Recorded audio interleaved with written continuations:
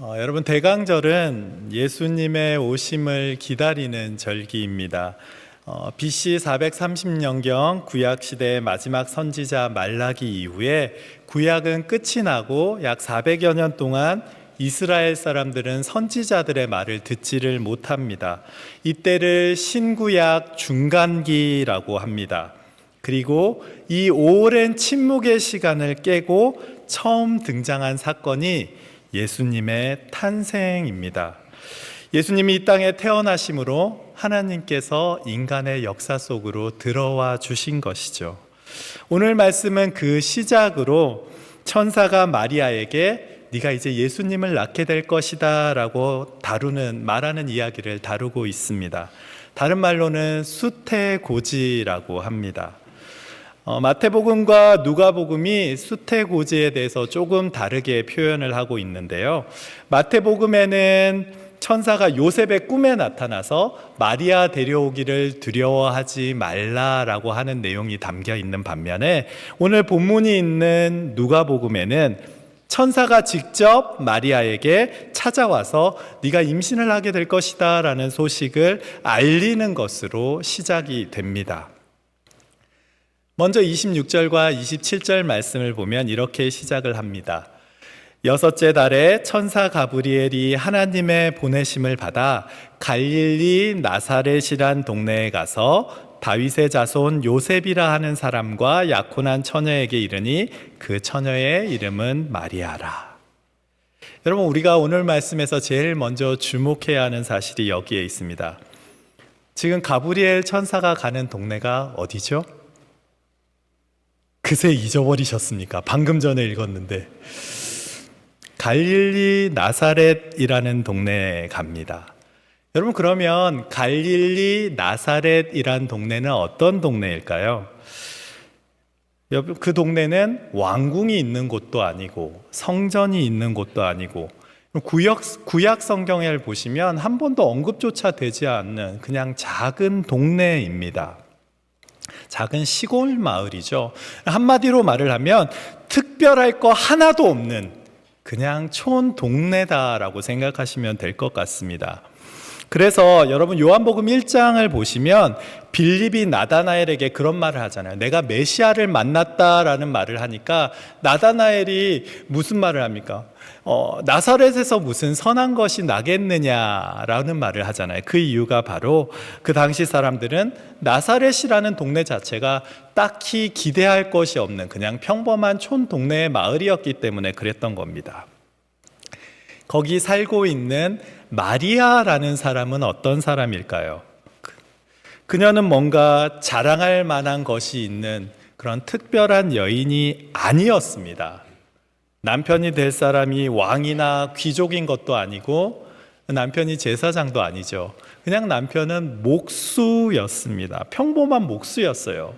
그리고 이어지는 누가복음 1장 48절 말씀을 보면 그녀가 스스로에 대해서도 어떻게 생각을 하냐면 나는 비천한 사람입니다 라고 고백을 합니다. 그러니까 마리아 그녀도 특별할 것이 하나도 없는 그냥 어디서나 볼 수 있는 여인이었다라는 말입니다. 그런데 하나님께서 바로 이 여인을 선택하신 것이죠. 여러분, 이것이 바로 은혜입니다. 여러분, 은혜가 무엇입니까? 받을 만한 사람이 받는 것은 그건 은혜가 아닙니다. 그건 합당한 것이니까요. 은혜, 카리스라는 것은 받을 만하지 않은 사람, 받을 자격이 없는 사람을 택하셔서 넘치도록 베풀어 주시는 하나님의 일방적인 사랑이 은혜입니다. 그래서 여러분 28절 말씀을 보면 가브리엘 천사가 마리아에게 하는 말이 무엇입니까? 은혜를 받은 자여라는 말을 하는 것이죠. 마리아가 특별해서가 아니라 하나님이 그녀를 택하셨기 때문에 그녀가 은혜를 받게 된 것입니다. 저와 여러분도 마찬가지입니다. 지금 이 자리에 있는 저와 여러분 가운데 하나님 앞에 특별한 자격이 있어서 나올 수 있는 사람은 안타깝게도 단 한 명도 없습니다. 단지 하나님께서 저와 여러분을 선택해 주셨고 창세전에 택해 주셨고 이 자리로 불러주셨기 때문에 그 은혜 때문에 지금 우리가 이 자리에서 함께 하나님을 예배하는 것이죠. 그러니 지금 우리가 이 자리에서 예배하는 것은 전적으로 하나님의 은혜입니다. 그러니 여러분 우리 앞뒤 좌우를 보시면서 한번 이렇게 인사를 했으면 좋겠습니다. 앞뒤 좌우를 보시면서 은혜 받은 자여 라고 한번 인사해 보실까요? 은혜 받은 자여. 여러분 은혜 받은 사람들입니다. 여러분 하나님께서 우리에게 은혜를 주시고 우리를 택하시기만 하신 것이 아닙니다. 그분이 먼저 저와 여러분을 찾아와 주셨습니다. 여러분 창세기 28장을 보면 야곱이 형 에서로부터 도망치는 장면이 기록이 되어 있습니다. 부엘세바에서 하란으로 가던 중에 돌을 베개 삼아서 누워서 잠을 자는 장면이 나오죠. 여러분 그런데 그때 잠을 자고 있을 때 어떤 일이 일어나는지 아십니까? 하나님께서 그의 꿈에 찾아가셔서 그가 인생의 밑바닥에 있을 때 내가 너를 떠나지 않겠다라고 축복해 주시고 그와 함께 하시겠다라고 약속해 주시죠. 야곱이 먼저 하나님을 찾은 것이 아니라 하나님께서 먼저 그를 찾아가 주셨습니다. 여러분 예수님도 그러셨습니다. 누가복음 19장에 보면 여러분 잘 아시는 삭개오의 이야기가 있습니다. 거기 보시면 삭개오를 예수님께서 나무 아래로 찾아가시고 삭개오를 바라보시고 내가 너의 집에 가겠다라고 약속을 하시고 말씀을 하시는 것이죠. 예수님이 먼저 삭개오를 찾아가 주셨습니다. 여러분 사마리아 여인은 어떻습니까? 사마리아 여인에게도 예수님께서 먼저 말을 걸어주시고 그녀를 구원할 수 있는 방법을 알려주신 것이죠. 먼저 말을 걸어주시지 않습니까? 심지어 예수님께서는 당신을 박해하던 바울조차 먼저 찾아가셔서 다메섹 도상에서 만나 주셨습니다. 그리고 그를 변화시켜 주셨죠. 지금 저와 여러분이 성탄을 기뻐해야 하는 이유도 바로 여기에 있습니다. 여러분 왜 우리가 성탄을 기뻐해야 합니까? 전능하신 하나님께서 저와 여러분을 우리를 찾아와 주셨기 때문에 전능하신 하나님께서 인간의 역사 가운데로 들어와 주시고 지금 우리 가운데 함께 해주셨기 때문에 그렇습니다. 여러분 우리가 먼저 하나님을 찾은 것이 아니라 하나님께서 저와 여러분을 사랑하셔서 우리를 찾아와 주신 것이죠. 그래서 여러분 요한일서 4장 10절 말씀을 보면 이렇게 말씀을 합니다. 우리 한번 함께 읽어볼까요? 함께 읽겠습니다. 시작. 사랑은 여기 있으니 우리가 하나님을 사랑한 것이 아니요 하나님이 우리를 사랑하사 우리 죄를 속하기 위하여 화목 제물로 그 아들을 보내셨음이라. 아멘. 보십시오. 창세 전에 저와 여러분을 선택하신 하나님께서는 지금도 저와 여러분을 사랑하시고 우리의 힘들고 고난한 그런 삶의 자리로 찾아와 주십니다. 그리고 지금 저와 여러분에게도 말씀하시는 것이죠. 은혜를 받은 자여 불러주시고 말씀하십니다. 여러분은 그 부르심에 어떻게 반응하시겠습니까? 은혜를 받은 자여라는 부르심에 지금 우리는 어떻게 반응하고 있습니까? 사실 여러분 하나님께서 이렇게 갑작스럽게 찾아오셔서 은혜를 받은 자여라고 말씀하시면서 뭔가 사명을 맡기시면 하나님의 찾아오심을 경험하는 입장에서는 굉장히 염려가 되고 두렵고 무서울 때가 있습니다. 여러분 출애굽기 3장과 4장 말씀을 보시면 모세가 광야의 떨기나무 가운데서 하나님을 만나는 장면이 기록이 되어 있습니다. 하나님께서 모세에게 네가 이제 이스라엘 백성들을 이끌고 출애굽을 해야 한다라고 말씀을 하시죠. 사명을 맡기시는데 모세가 어떻게 하는지 아십니까? 저는 못 가겠습니다. 다른 사람 보내세요라고 말을 하는 거예요. 그러니까 하나님께서 그럼 네가 들고 있는 지팡이를 한번 던져봐라 그랬더니 지팡이가 뱀이 되고, 뱀을 다시 잡으니까 뱀이 지팡이가 되고, 손을 품에 넣어보라 그래서 손을 품에 넣으니까 손에서 나병이 생기고, 그 손을 다시 빼니 나병이 사라지고, 이런 일들을 다 경험하게 하시잖아요. 그런데도 불구하고 이 기적을 경험하고도 모세가 뭐라고 말하는지 아십니까? 나는 말이 둔한 자입니다. 그러니 하나님 다른 사람을 보내세요라고 말을 합니다. 왜 이런 말들을 하는 걸까요? 무서우니까 그런 거 아니겠습니까? 두려우니까 그런 것이죠. 그 맡겨주신 사명을 감당하는 일이 결코 녹록지 않기 때문에, 무섭고 두렵기 때문에 다른 사람을 보내세요라고 말을 하는 겁니다.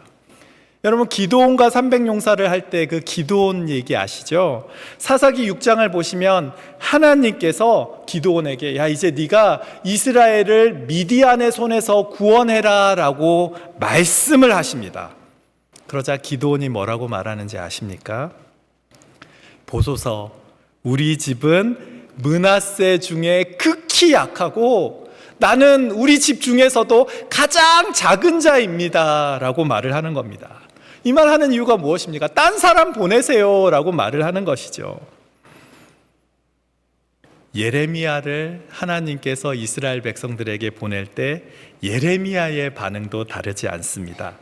여러분, 예레미야서 1장 6절 말씀을 보시면 예레미야는 또 이렇게 대답을 합니다. 내가 이르되 슬프도소이다 주 여호와여, 보소서 나는 아입니다. 저는 말할 줄 모르니까요 다른 사람 보내주세요 라고 말을 하는 것이죠. 보십시오. 하나님이 찾아오시고 사명을 맡기실 때 일반적인 반응이 이렇습니다. 하나님이 맡기시는 사명 앞에서 무서워하거나 두려워하는 것은 여러분 자연스러운 반응입니다. 오늘 본문에 나오는 마리아도 그랬습니다. 여러분, 29절 말씀을 보면 이렇게 말씀을 합니다. 처녀가 그 말을 듣고 놀라, 이런 인사가 어찌함인가 생각하매. 여러분, 마리아도 갑작스러운 말에 놀랐다라고 말을 합니다. 그런데 여러분, 여기서 놀랐다라는 말의 원문은요 디에타라크테라는 말을 사용하는데, 이 말은 뭐냐 하면 그냥 놀랐다 정도라는 말이 아니라 정신적인 충격을 받았다, 마음에 무슨 폭풍이 있는 것 같은 상태가 되었다라는 말을 여기서 사용하는 놀라라는 말을 사용하는 겁니다. 그러니까 마리아가 얼마나 충격을 받았으면 저 말을 사용하고 있겠습니까? 하나님이 맡겨주시는 사명 앞에서 인간은 두려움을 겪습니다. 우리도 마찬가지입니다. 우리도 하나님께서 맡겨주신 사명 감당할 때 두렵습니다. 과연 내가 이 일을 감당할 수 있을까? 그런 생각이 들 때가 한두 번이 아닙니다.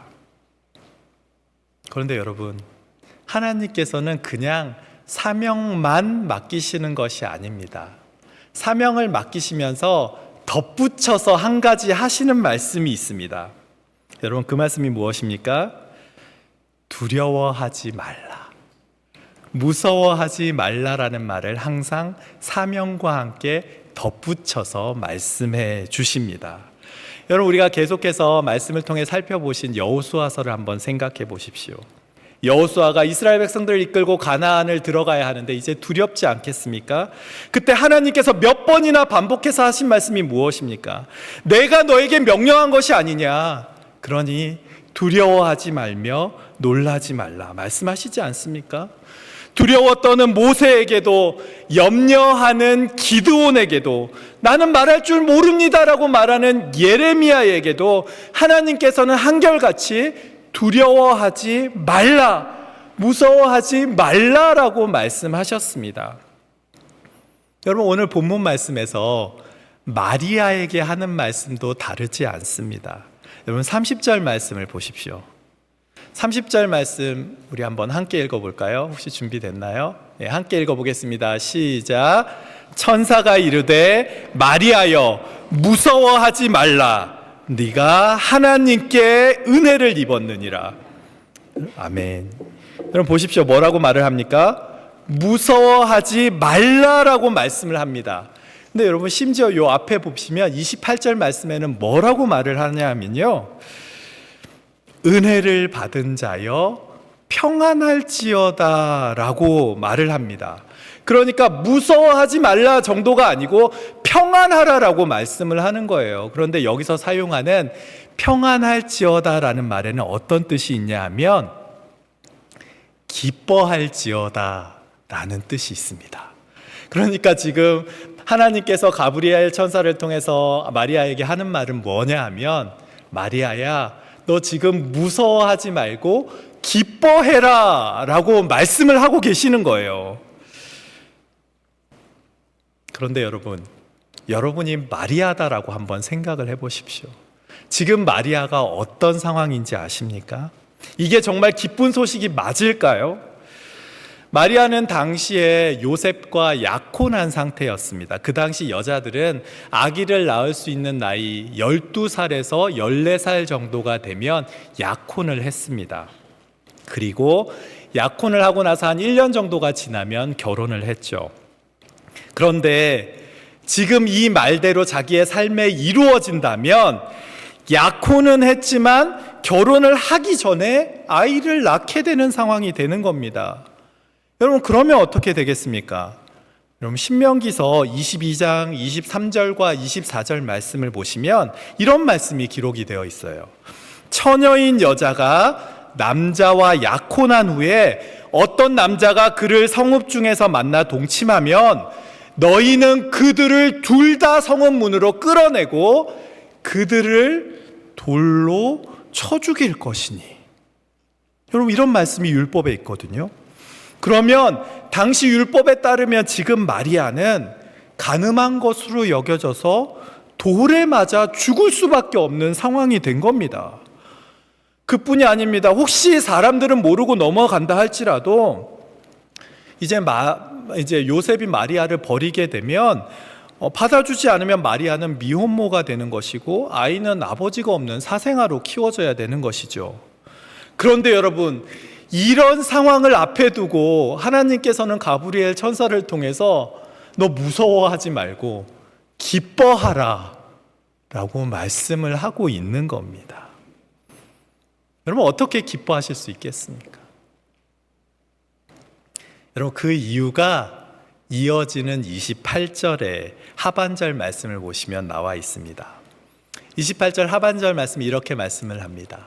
주께서 너와 함께 하시도다. 여러분, 우리가 평생 동안 잊지 말아야 할 말씀이 바로 여기에 있습니다. 여러분, 두려워하지 마십시오. 여러분, 무서워하지 마십시오. 왜 그렇습니까? 주께서 우리와 함께 하시기 때문에 그렇습니다. 여러분, 우리에게 다른 이유가 있는 것이 아닙니다. 주께서 우리와 함께 하시기 때문에 그 무서움이 있더라도, 그 두려움이 있더라도 주께서 함께 하시기에 우리는 기뻐할 수 있는 것이죠. 그래서 여러분 잘 아시는 다윗이 뭐라고 고백을 합니까? 내가 사망의 음침한 골짜기를 다닌다 할지라도 해를 두려워하지 않을 것은 주께서 나와 함께 하심이라. 해를 두려워하지 않는 이유가 무엇이라고요? 주께서 나와 함께 하시기 때문에. 여러분, 여호수아서 1장 9절 말씀 뭐라고 말씀을 합니까? 내가 너에게 명령한 것이 아니냐. 강하고 담대하라. 두려워하지 말며 놀라지 말라. 네가 어디로 가든지 내 하나님 여호와가 너와 함께 하느니라 하시니라. 여러분, 말씀하시지 않습니까? 우리가 너무나 사랑하시는 말씀 이사야서 41장 10절 말씀 뭐라고 말씀을 합니까? 두려워하지 말라. 내가 너와 함께 함이니라. 놀라지 말라. 나는 내 하나님이 됨이라. 내가 너를 굳세게 하리라. 참으로 너를 도와주리라. 나의 의로운 오른손으로 너를 붙들어 주겠다라고 말씀하시지 않습니까? 저와 여러분의 삶도 마찬가지입니다. 우리는 살다 보면 우리를 두렵게 하는 일들을 경험하게 됩니다. 가정에서, 일터에서, 삶의 자리에서 자녀의 문제, 직장의 문제, 신분의 문제, 이런 문제들, 때로는 내게 맡겨주신 사명을 감당하면서도 무섭거나 두려울 때가 있습니다. 그런데 여러분, 그 두려움들이 나를 삼키려 하는 그 순간에 반드시 기억하십시오. 주께서 나와 함께 하심이라. 메리 스티븐슨이 지은 모래 위의 발자국이라는 시가 있습니다. 제가 전문을 다 소개할 수는 없지만 그 시의 내용은 이런 겁니다.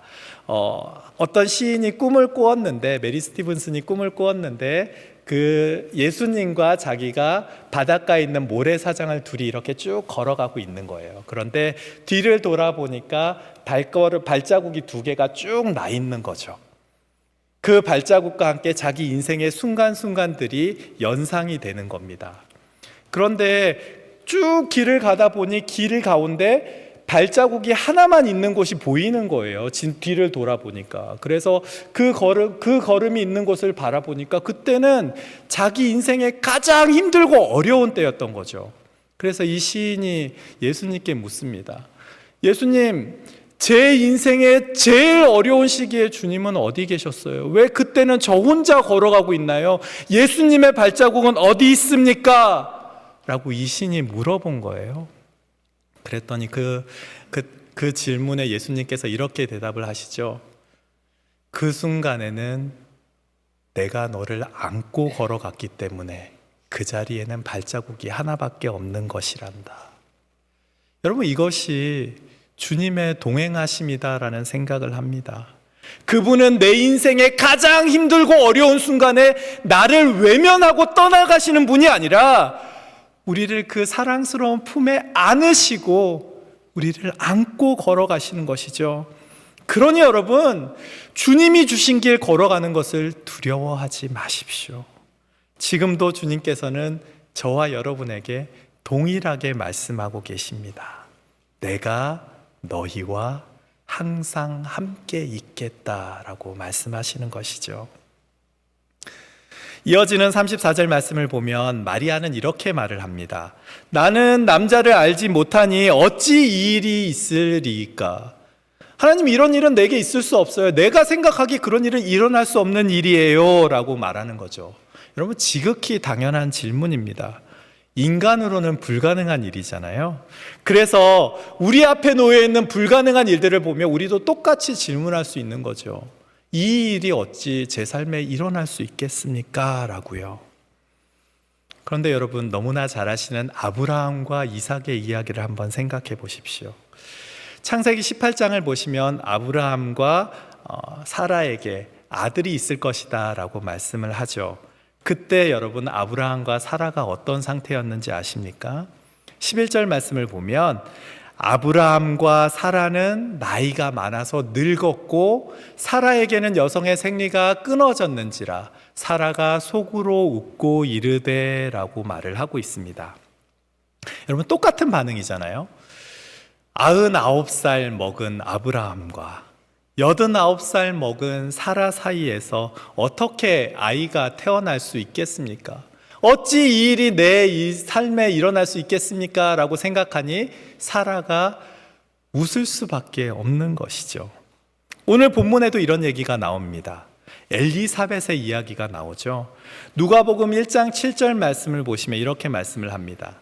엘리사벳이 잉태를 못함으로 그들에게 자식이 없고 2사람의 나이가 많더라.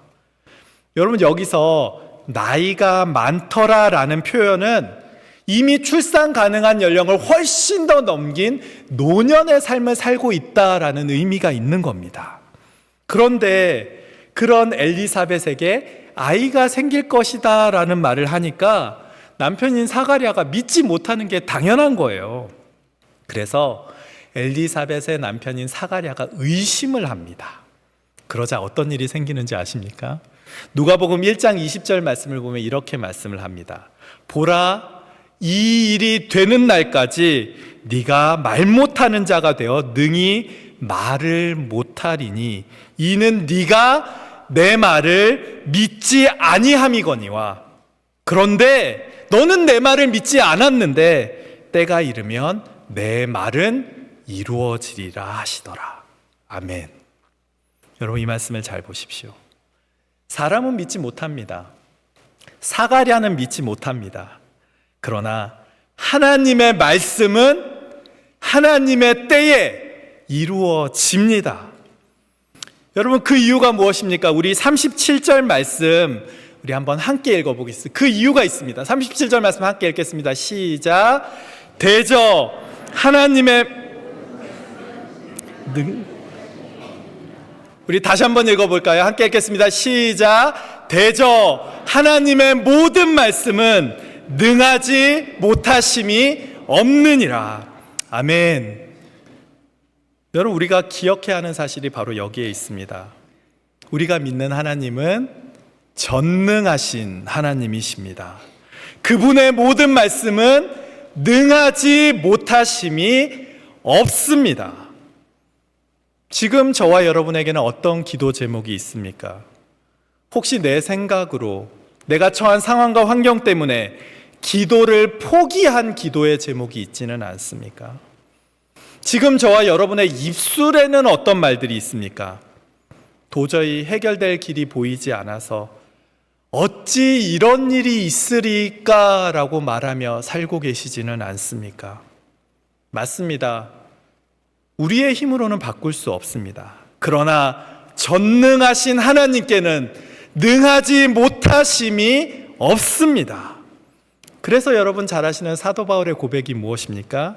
내게 능력 주시는 자 안에서 내가 모든 일을 할 수 있다 라고 고백하지 않습니까? 내게 능력 주시는 자 안에서 지금 우리도 모든 일을 할 수 있습니다. 오늘 말씀의 마지막은 이렇게 끝이 납니다.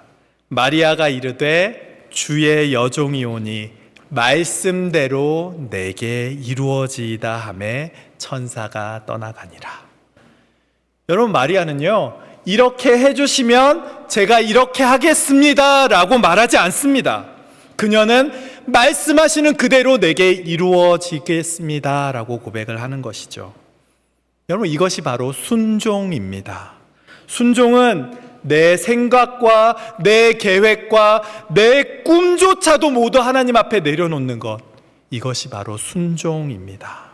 순종은 듣는 것에서 끝나는 것이 아니라 듣고 살아내는 것이고, 순종은 하나님 때문에 기꺼이 손해를 보는 길을 선택하고 그 결과조차 받아들이는 겁니다.